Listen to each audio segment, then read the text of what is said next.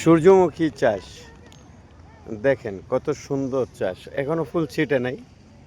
ফুল ছিটলে একদিন ইনশাল্লাহ আইসা দেখাবো। আমি এটা দেখাইতেছি সূর্যমুখীটা। কত মানুষ দেখতে আসছে সর্ষে ফুল, সূর্যমুখী দেখার মতন।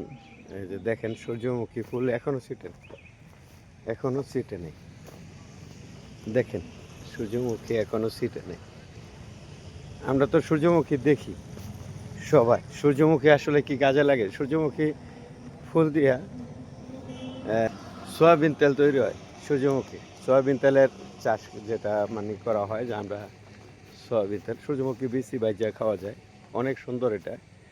দেখেন সূর্যমুখী অনেক সুন্দর লাগতেছে না? সূর্যমুখী এই যাই হোক, আমরা এটা ঘুরে দেখাইলাম এই জন্য।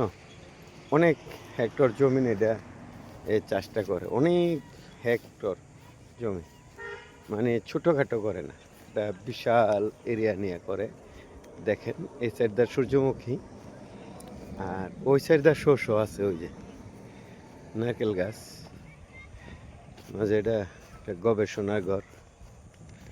আমরা ঘুরতে আসি, দেখতেও আসি, ভিডিও করি। দেখেন খুব সুন্দর লাগতেছে সূর্যমুখী গাছগুলি, অনেক সুন্দর লাগতেছে। যখন ফুল ছিটবে তখন আরও ফুটে উঠবে।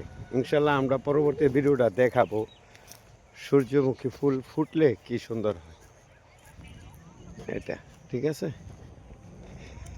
আমরা এই থেকে ভিডিওটা শেষ করলাম।